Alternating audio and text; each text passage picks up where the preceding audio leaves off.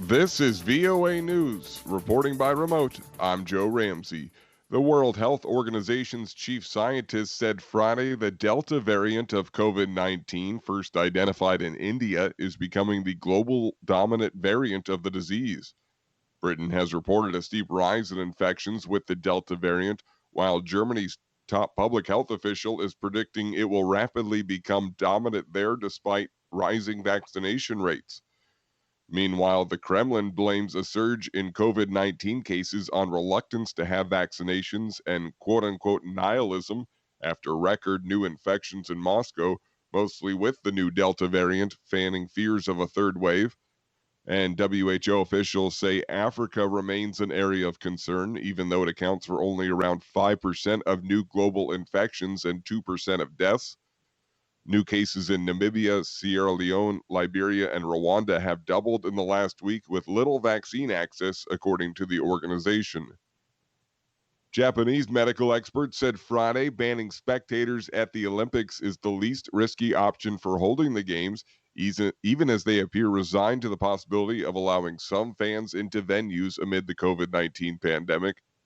The government and Tokyo 2020 organizers have for months held off deciding whether domestic spectators will be allowed. Overseas fans are already banned.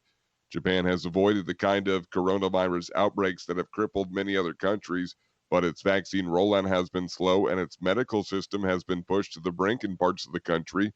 The government's drive to hold the games has been criticized by some hospitals and doctors' unions. The final decision on fans will be taken at a meeting as early as Monday between organizers, including Tokyo 2020 and the International Olympic Committee, and representatives from the governments. This is VOA News. AstraZeneca on Friday said the European Union had lost a legal case against the pharmaceutical firm over the supply of COVID 19 vaccines as a court in Brussels rejected an EU request for more deliveries by the end of June. The Anglo-Swedish firm committed in a contract to do its best to deliver the 27-nation bloc 300 million doses by the end of June, but production problems led the company to revise it down to 100 million. The cuts in supplies delayed the EU's vaccination drive in the first quarter of the year when the bloc had initially bet on AstraZeneca to deliver the largest volume of the jabs. That led to a bitter dispute and to the EU's legal action to try to get 120 million by the end of June. But the judge says the company now only has to deliver 80 million doses by a deadline of September 27th, according to AstraZeneca.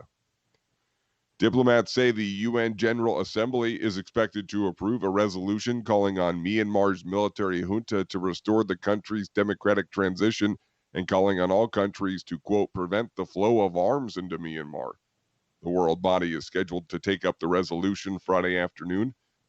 The resolution also condemns, quote, excessive and lethal violence against peaceful protesters and civilians and calls for the immediate release of Myanmar's ousted leaders, including Aung San Suu Kyi.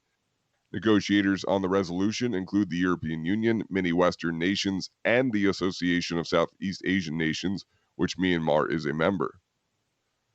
North Korean leader Kim Jong-un ordered his government to be prepared for both dialogue and confrontation with U.S. President Joe Biden's administration, but more likely for confrontation, state media reported Friday.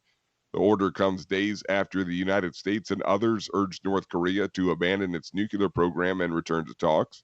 Some experts say Kim's statement indicates he'll likely push to strengthen his nuclear arsenal and increase pressure on Washington to give up what North Korea considers a hostile U.S. policy, though he'll also prepare for talks to resume.